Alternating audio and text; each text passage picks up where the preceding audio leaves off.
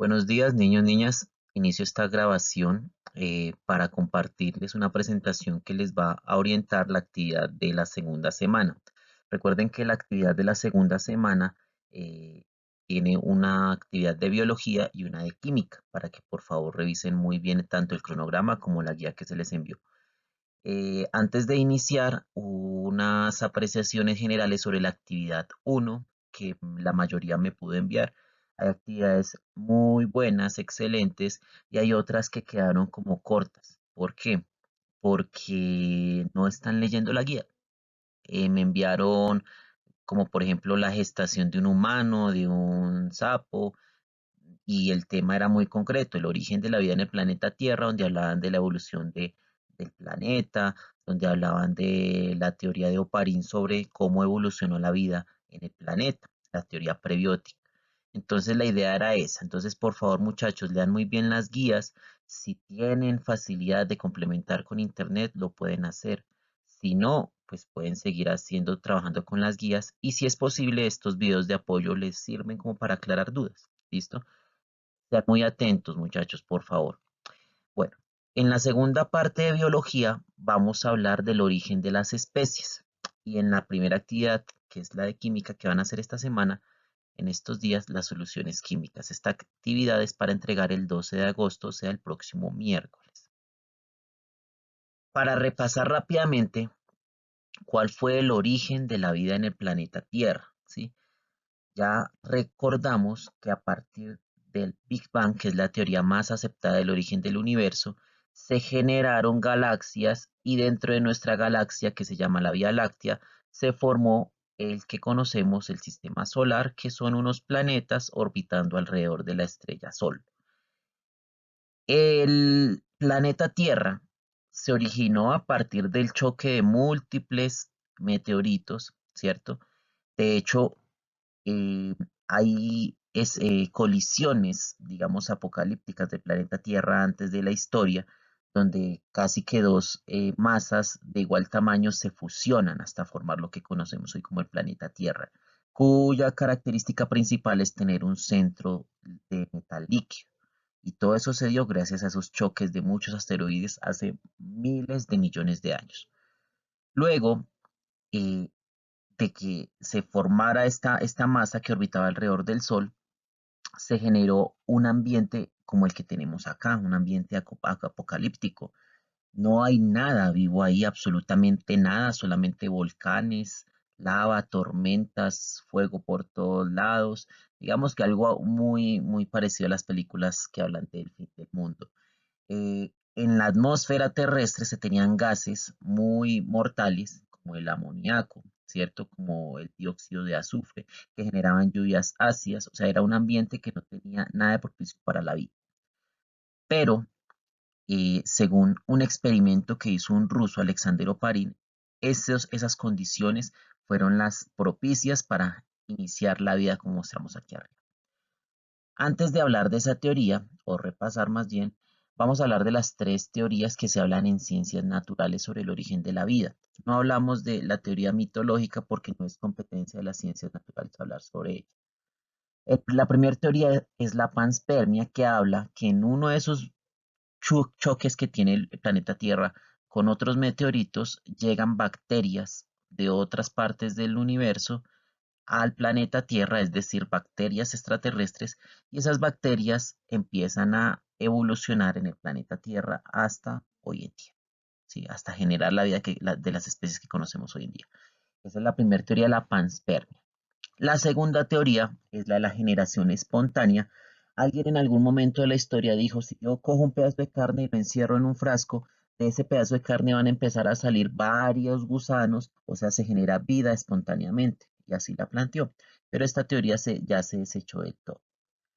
Y la última y la más aceptada es la teoría prebiótica, que como les digo fue a raíz de un experimento que hizo el señor Oparin en Rusia, y él dijo, él simuló unas condiciones ambientales similares a las del planeta Tierra hace 4.500 millones de años.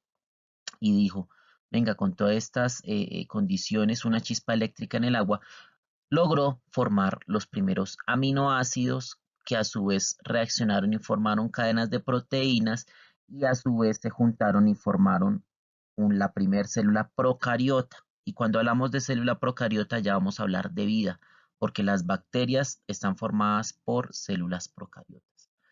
Estas células procariotas a su vez evolucionaron por medio de una teoría que se llama la teoría endosimbiótica, donde se alimentaban de otras células procariotas más pequeñitas y las almacenaban y les daban funciones. Entonces, esta procariota evolucionó hasta una célula eucariota, que son las células más complejas de animales y vegetales que conocemos hoy en día, pero que hace millones de años se convirtieron en seres multicelulares, formando las primeras esponjas, las primeras algas, y que estos empezaron a evolucionar, llegando a vida marina, animal y vegetal, que después esta vida marina empezó a salir aquí a la corteza, pero ¿será que salió solita? No.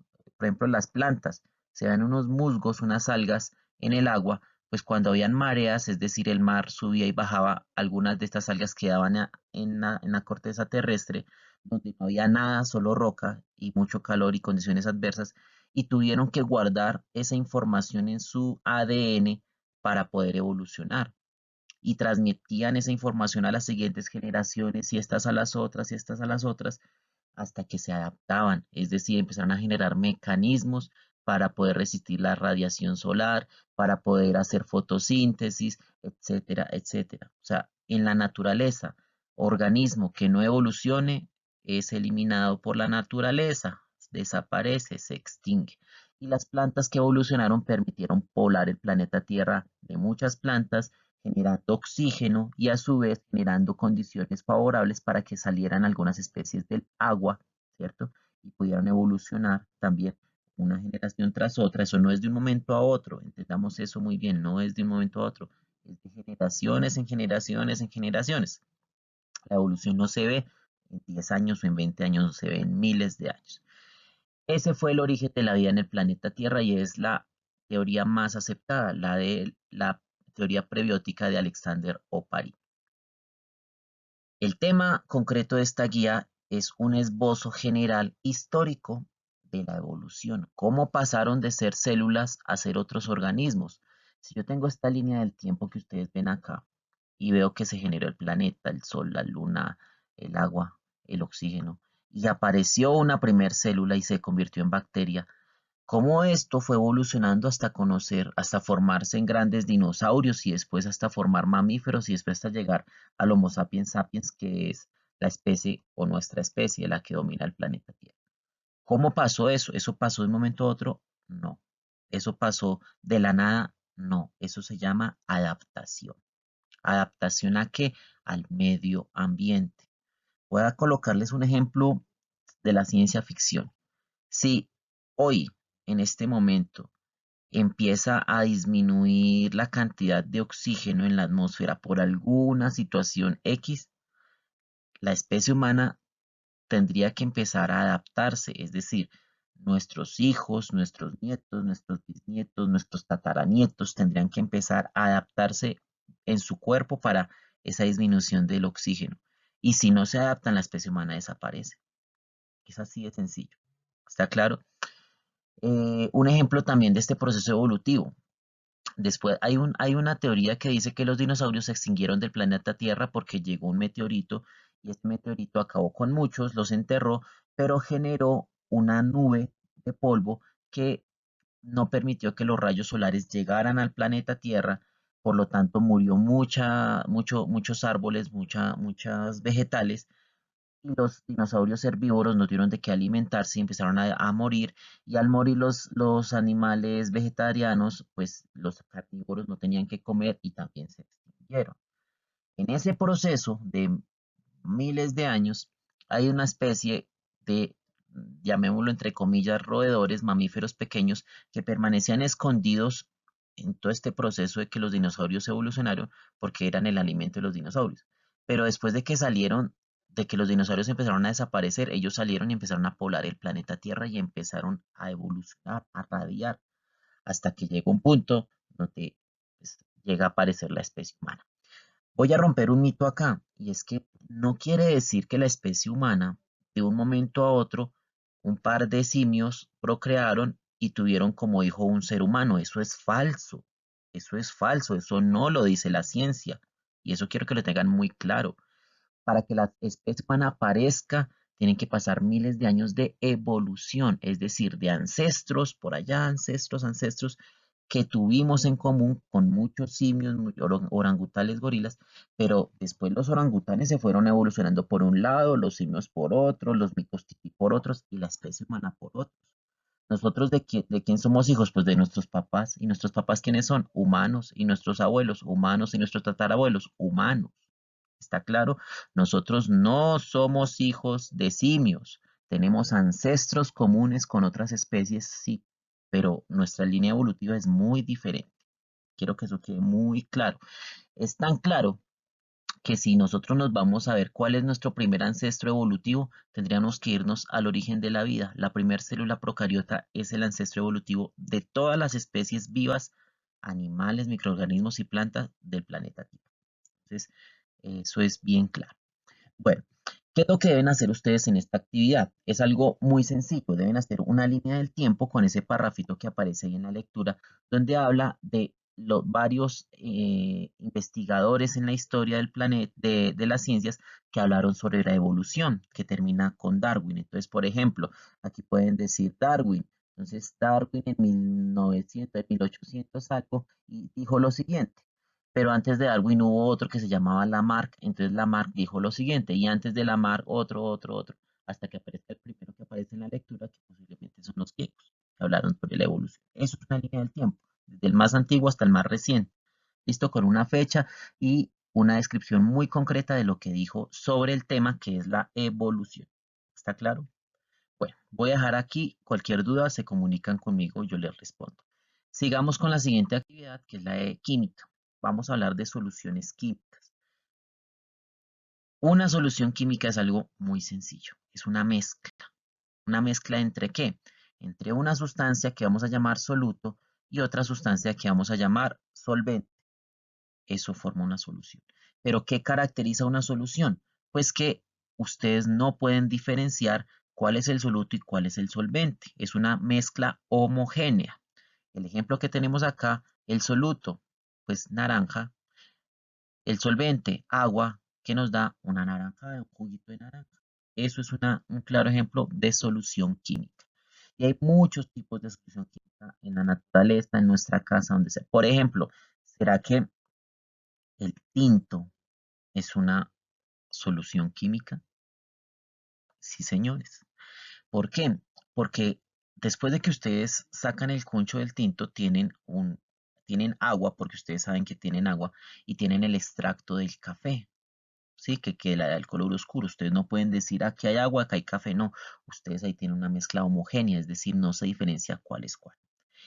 Sal de cocina en agua, por ejemplo, el soluto en estado sólido disuelto en un solvente en estado líquido. Sal de cocina en agua, ¿sí? Para hacer la sopa. Ahí tienen su solución de sólido en líquido. Bien, la gaseosa. Cuando ustedes destapan una gaseosa, antes de destaparla ven el líquido, ahí no hay nada. Solamente ven un líquido de color que le hayan aplicado el colorante. Pero cuando la destapan, ustedes ven que salen burbujas de ese líquido. ¿Por qué? Porque están disueltas unas moléculas de gas carbónico en el agua que le hacen dar esa efervescencia. Y eso es una solución donde el soluto es gaseoso y el solvente es líquido. Y así hay muchos ejemplos. Uno donde el soluto sea sólido y el solvente es sólido, el acero, con el que se construyen muchos materiales de hogares y en la industria. Entonces, el acero es una mezcla homogénea de carbono en hierro, ¿sí? Eso es una mezcla sólido, soluto sólido, solvente sólido. Un ejemplo de una mezcla, de una solución donde el soluto sea sólido y el solvente gaseoso, es el que conocemos como smog, esa capa negra que nosotros vemos cuando nos levantamos desde la belleza sobre Bogotá, eso allá, contaminación, eso es smog. ¿Y por qué es una solución donde el soluto es sólido y el solvente es gaseoso? Pues el solvente, ¿cuál es? El aire. ¿Y el soluto cuál es? Es ese negro de humo que sale de las chimeneas y de los exhaustos que queda en el aire y se mezcla y forma lo que llamamos smog. ¿Es claro? Eso es otra solución. Listo. El ejercicio de química es ubicar unos ejemplos de soluciones que ustedes encuentren en sus casas. Hay muchos, solamente es que analicen. Para hacer el ejercicio voy a plantear lo siguiente, que no es una solución. No es una solución química esta mezcla, aceite y agua. ¿Por qué no es una solución química? Porque se separan, porque al mezclarlas ustedes ven que queda el aceite arriba y el agua abajo. Eso ya no la hace una solución. Es una mezcla, sí, heterogénea, pero una solución es una mezcla homogénea. Cuando se diferencian, ya no es una solución. ¿Está claro? Si ustedes me dicen, profesor, la papa en el caldo. No, eso no es una solución porque es una mezcla de un sólido y un líquido y es heterogéneo. ¿Está claro?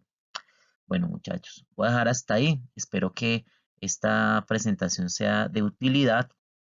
Por favor, síganse cuidando. Eso es responsabilidad de todos. No saluden de la mano ni de beso. No es el momento. Protéjanse su nariz con el antebrazo cuando estornuden o tosan y lávense las manos cada 2 horas. El jabón hace que la capa que recubre el virus se deshaga y el virus quede inactivo. Entonces, eh, por más alcohol que nos echemos, por más hipoclorito de sodio, no, lo más eficiente es el jabón. Lávense las manos, muchachos. Y esto es responsabilidad de todos. Es un acto de amor con sus familias y con ustedes mismos. ¿Listo? Entonces, un fuerte abrazo para todos y se sigue cuidando. Hasta luego.